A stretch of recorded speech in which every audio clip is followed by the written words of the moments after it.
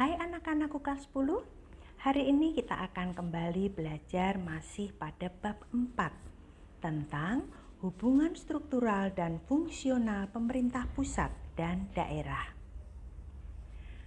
Anak-anak, untuk materi bab 4 kita sudah belajar submateri A, B, dan minggu yang lalu kita sudah belajar untuk materi sub C tentang kedudukan dan peran pemerintah daerah.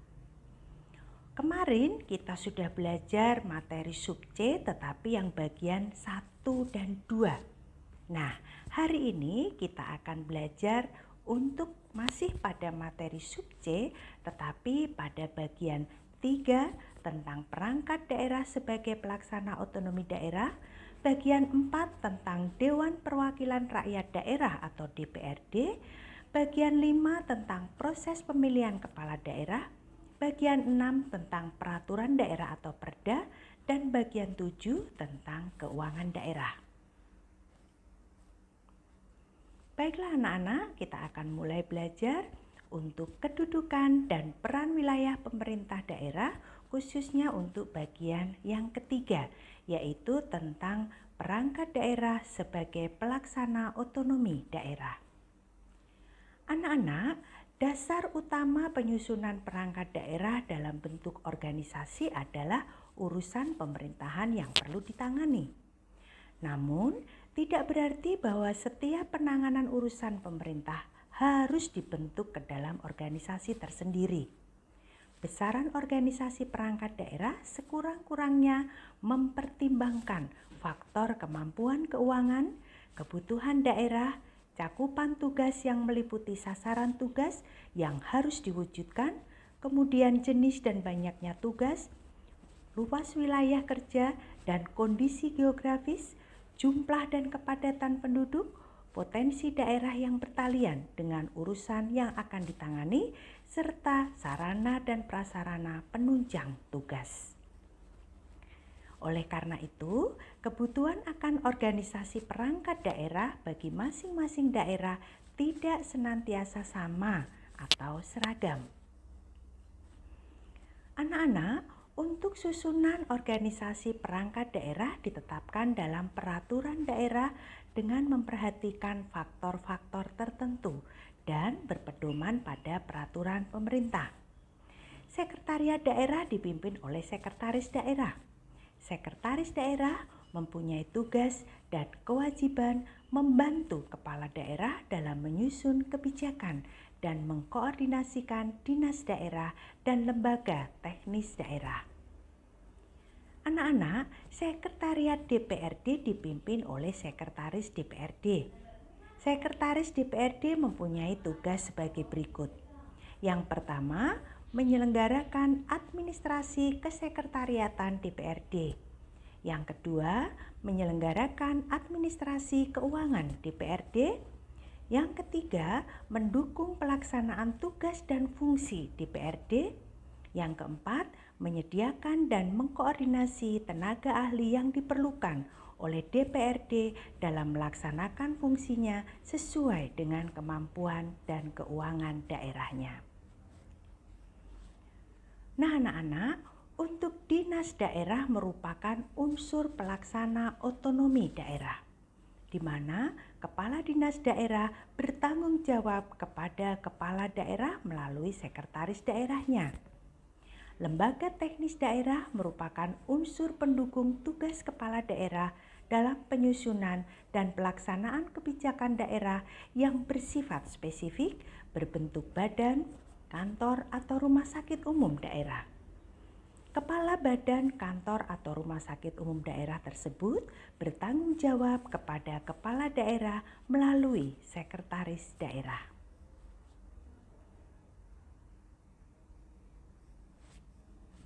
Anak-anak, kecamatan dibentuk di wilayah kabupaten atau kota dengan peraturan daerah yang berpedoman pada peraturan daerah atau peraturan pemerintah. Kecamatan dipimpin oleh seorang camat yang dalam pelaksanaan tugasnya memperoleh pelimpahan sebagian wewenang bupati atau wali kota untuk menangani sebagian urusan otonomi daerahnya. kelurahan dibentuk di wilayah kecamatan dengan peraturan daerah berpedoman pada peraturan pemerintah. Dan kelurahan dipimpin oleh lurah yang dalam pelaksanaan tugasnya memperoleh pelimpahan dari bupati atau wali kota. Berikutnya anak-anak, kita akan belajar untuk materi bagian 4, yaitu tentang Dewan Perwakilan Rakyat Daerah atau DPRD. DPRD merupakan lembaga perwakilan rakyat daerah dan berkedudukan sebagai unsur penyelenggaraan pemerintahan daerah. DPRD memiliki fungsi legislasi, anggaran, dan fungsi pengawasan. Adapun hak yang dimiliki DPRD adalah hak interpelasi, hak angket, dan hak untuk menyatakan pendapatnya. Dalam menjalankan tugasnya, DPRD memiliki alat kelengkapan terdiri atas pimpinan, komisi, panitia musyawarah, panitia anggaran, badan kehormatan, dan alat kelengkapan lain yang diperlukan. Untuk ketentuan tentang DPRD sepanjang tidak diatur dalam undang-undang mengenai pemerintahan daerah, berlaku ketentuan undang-undang yang mengatur susunan dan kedudukan MPR, DPR, DPR, dan DPD. Hubungan antara pemerintah daerah dan DPRD merupakan hubungan kerja yang kedudukannya setara dan bersifat kemitraan. Kedudukan yang setara bermakna bahwa di antara lembaga pemerintahan daerah itu memiliki kedudukan yang sama dan sejajar. Artinya, tidak saling membawahi. Hal ini tercermin dalam pembuatan kebijakan daerah berupa peraturan daerah. Hubungan kemitraan bermakna bahwa antara pemerintah daerah dan DPRD adalah mitra sekerja dalam membuat kebijakan daerah untuk melaksanakan otonomi daerah sesuai dengan fungsi masing-masing, sehingga antar kedua lembaga itu membangun suatu hubungan kerja yang sifatnya saling mendukung. Anak-anak, tetapi walaupun saling mendukung di sini bukan merupakan lawan atau pesaing dalam melaksanakan fungsi masing-masing. Nah, berikutnya yang kelima, kita akan belajar tentang proses pemilihan kepala daerah. Kepala daerah dan wakil kepala daerah dipilih dalam satu pasangan calon yang dilaksanakan secara demokratis berdasarkan asas langsung, umum, bebas, rahasia, jujur, dan adil. Calon kepala daerah dan wakil kepala daerah adalah warga negara Republik Indonesia yang memenuhi syarat tertentu. Nah, pasangan calon kepala daerah dan wakil kepala daerah yang memperoleh suara lebih dari 50% dari jumlah suara sah ditetapkan sebagai pasangan calon terpilih. Apabila ada ketentuan yang tidak terpenuhi, pasangan calon kepala daerah dan wakil kepala daerah yang memperoleh suara lebih dari 25% dari jumlah suara sah, maka pasangan calon yang perolehan suaranya terbesar dinyatakan sebagai pasangan calon terpilih. Kalian bisa perhatikan gambar tersebut? Pada gambar itu, pemilihan kepala daerah atau pilkada merupakan sarana masyarakat untuk belajar pendidikan politik dengan cara menyampaikan pilihannya tanpa pengaruh dari orang lain atau golongan lain. Apabila tidak ada yang mencapai 25% dari jumlah suara sah, maka dilakukan pemilihan putaran kedua yang diikuti oleh pemenang pertama dan pemenang kedua. Pasangan calon kepala daerah dan wakil kepala daerah yang memperoleh suara terbanyak pada putaran kedua dinyatakan sebagai pasangan calon terpilih. Berikutnya, gubernur dan wakil gubernur dilantik oleh Menteri Dalam Negeri atas nama Presiden dalam sebuah sidang DPRD provinsi. Untuk bupati dan wakil bupati atau wali kota dan wakil wali kota dilantik oleh gubernur atas nama presiden dalam sebuah sidang DPRD kabupaten atau kota. Baiklah anak-anak, kita akan belajar untuk materi yang keenam, yaitu tentang peraturan daerah atau biasa disingkat dengan Perda. Peraturan daerah atau Perda ditetapkan oleh daerah setelah mendapat persetujuan DPRD. Perda dibentuk dalam rangka penyelenggaraan otonomi daerah atau provinsi, atau kabupaten atau kota, dan tugas pembantuan. Perda merupakan penjabaran lebih lanjut dari peraturan perundang-undangan yang lebih tinggi dengan memperhatikan ciri khas masing-masing daerah. Perda tidak boleh bertentangan dengan kepentingan umum dan peraturan perundangan yang lebih tinggi. Peraturan daerah dibentuk berdasarkan asas pembentukan peraturan perundang-undangan. Masyarakat juga berhak memberikan masukan secara lisan maupun tertulis dalam rangka penyiapan dan pembahasan rancangan perda. Persiapan pembentukan, pembahasan, dan pengesahan rancangan perda berpedoman kepada peraturan perundang-undangan. Untuk peraturan daerah berlaku setelah diundangkan dalam lembaran daerah. Perda disampaikan kepada pemerintah pusat paling lama 7 hari setelah ditetapkan. Perda yang bertentangan dengan kepentingan umum dan peraturan perundang-undangan yang lebih tinggi dapat dibatalkan oleh pemerintah pusat. Dan untuk melaksanakan peraturan daerah, kepala daerah menetapkan peraturan kepala daerah dan atau keputusan kepala daerah. Anak-anak, peraturan kepala daerah dan atau keputusan kepala daerah juga tidak boleh bertentangan dengan kepentingan umum, perda, dan peraturan perundang-undangan yang lebih tinggi. Untuk peraturan daerah diundangkan dalam lembaran daerah dan peraturan kepala daerah diundangkan dalam berita daerah. Untuk pengundangan perda dalam lembaran daerah dan peraturan kepala daerah dalam berita daerah dilakukan oleh sekretaris daerah. Dan untuk membantu kepala daerah dalam menegakkan perda dan penyelenggaraan ketertiban umum dan ketentraman masyarakat, maka dibentuk Satuan Polisi Pamong Praja. Baiklah, kita akan belajar kembali untuk bagian yang terakhir, yaitu yang ke-7 tentang keuangan daerah. Anak-anak, penyelenggaraan fungsi pemerintahan daerah akan terlaksana secara optimal apabila penyelenggaraan urusan pemerintahan diikuti dengan pemberian sumber-sumber penerimaan yang cukup kepada daerah, dengan mengacu kepada undang-undang yang mengatur tentang perimbangan keuangan antara pemerintah pusat dan pemerintah daerah. Besarnya disesuaikan dan diselaraskan dengan pembagian kewenangan antara pemerintah dan daerah. Untuk semua sumber keuangan yang melekat pada setiap urusan pemerintah yang diserahkan kepada daerah menjadi sumber keuangan daerah. Daerah diberikan hak untuk mendapatkan sumber keuangan sebagai berikut.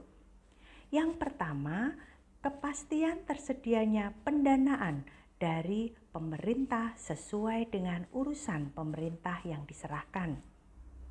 2. Kewenangan memungut dan mendayagunakan pajak dan retribusi daerah serta hak untuk mendapatkan bagi hasil dari sumber-sumber daya nasional yang berada di daerah dan dana perimbangan lainnya. Yang ketiga, hak untuk mengelola kekayaan daerah dan mendapatkan sumber-sumber pendapatan lain yang sah serta sumber-sumber pembiayaan. Anak-anak, dalam undang-undang yang mengatur keuangan negara terdapat penegasan di bidang pengelolaan keuangan, yaitu bahwa kekuasaan pengelolaan keuangan negara adalah sebagai bagian dari kekuasaan pemerintahan. Kekuasaan pengelolaan keuangan negara dari presiden sebagian diserahkan kepada gubernur atau bupati atau wali kota selaku kepala pemerintah daerah untuk mengelola keuangan daerah dan mewakili pemerintah daerah dalam kepemilikan kekayaan daerah yang dipisahkan. Anak-anak, untuk ketentuan tersebut berimplikasi pada pengaturan pengelolaan keuangan daerah, yaitu bahwa kepala daerah seperti gubernur, bupati, dan wali kota adalah pemegang kekuasaan pengelolaan keuangan daerah dan bertanggung jawab atas pengelolaan keuangan daerah sebagai bagian dari kekuasaan pemerintahan daerah. Anak-anak, dalam melaksanakan kekuasaannya, kepala daerah melimpahkan sebagian atau seluruh kekuasaan keuangan daerah kepada para pejabat perangkat daerah. Dengan demikian, pengaturan, pengelolaan, dan pertanggungjawaban keuangan daerah melekat dan menjadi satu dengan pengaturan pemerintahan daerah, yaitu dalam Undang-Undang mengenai pemerintahan daerah. Untuk sumber pendapatan daerah terdiri atas sumber-sumber keuangan sebagai berikut. Yang pertama, pendapatan asli daerah atau biasa disingkat dengan PAD yang meliputi hasil pajak daerah, hasil retribusi daerah, hasil pengelolaan kekayaan daerah yang dipisahkan, dan lain-lain PAD yang sah. Yang kedua, dana perimbangan yang meliputi dana bagi hasil, dana alokasi umum, dan dana alokasi khusus. Yang ketiga, pendapatan daerah yang lain yang sah. Nah, kalian lihat gambar tersebut? Tempat rekreasi dan bermain keluarga di suatu wilayah kota atau kabupaten juga bisa menjadi sumber pendapatan daerah yang sah, karena hasilnya pun dirasakan oleh masyarakat di wilayah tersebut. Anak-anak, pemerintah daerah juga dapat melakukan pinjaman yang berasal dari penerusan pinjaman hutang luar negeri dari Menteri Keuangan atas nama pemerintah pusat setelah memperoleh pertimbangan dari Menteri Dalam Negeri. Pemerintah daerah dapat melakukan penyertaan modal pada suatu badan usaha milik negara atau perusahaan milik swasta. Nah, pemerintah daerah dapat juga memiliki BUMD atau badan usaha milik daerah yang pembentukan, penggabungan, pelepasan, kepemilikan, dan pembubarannya ditetapkan dengan peraturan daerah yang berpedoman pada peraturan perundang-undangan. Anak-anak, untuk anggaran pendapatan dan belanja daerah atau APBD adalah rencana keuangan tahunan pemerintah daerah yang ditetapkan dengan peraturan daerah. APBD merupakan dasar pengelolaan keuangan daerah dalam masa 1 tahun anggaran terhitung mulai tanggal 1 Januari sampai dengan tanggal 31 Desember. Kepala daerah mengajukan rancangan peraturan daerah tentang APBD disertai dengan penjelasan dan dokumen-dokumen pendukungnya kepada DPRD untuk memperoleh persetujuan bersama. Rancangan peraturan daerah provinsi tentang APBD yang telah disetujui bersama dan rancangan peraturan gubernur tentang penjabaran APBD sebelum ditetapkan oleh gubernur paling lambat 3 hari harus disampaikan kepada Menteri Dalam Negeri untuk dievaluasi. Nah, rancangan peraturan daerah kabupaten atau kota tentang APBD yang telah disetujui bersama dan rancangan peraturan bupati, wali kota tentang penjabaran APBD sebelum ditetapkan oleh bupati atau wali kota paling lama 3 hari harus disampaikan kepada gubernur untuk dievaluasi. Anak-anak, semua penerimaan dan pengeluaran pemerintahan daerah dianggarkan dalam APBD dan dilakukan melalui rekening kas daerah yang dikelola oleh Bendahara Umum Daerah. penyusunan, pelaksanaan, penatausahaan, pelaporan, pengawasan, dan pertanggungjawaban keuangan daerah diatur lebih lanjut dengan peraturan daerah yang berpedoman pada peraturan pemerintah. Baiklah anak-anak, untuk refleksi kita pada hari ini, setelah kalian mempelajari harmonisasi pemerintah pusat dan daerah, kalian semakin memahami bahwa sikap positif warga negara terhadap penyelenggaraan pemerintahan yang sedang dijalankan sangat diperlukan. Nah anak-anak, untuk kesimpulan kita pada materi kita hari ini adalah yang pertama, penyelenggaraan pemerintahan daerah menggunakan asas otonomi dan tugas pembantuan.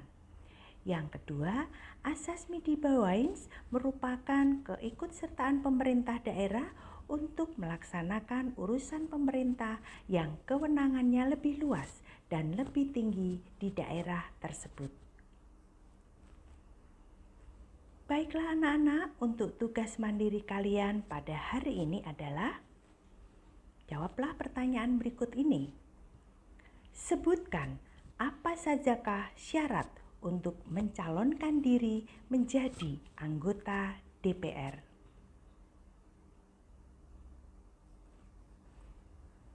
Baiklah anak-anak, kita akhiri dulu belajar PPKN kita pada hari ini. Tetap semangat untuk belajar, tetap jaga kesehatan, dan sampai bertemu dan berjumpa pada materi berikutnya. Terima kasih.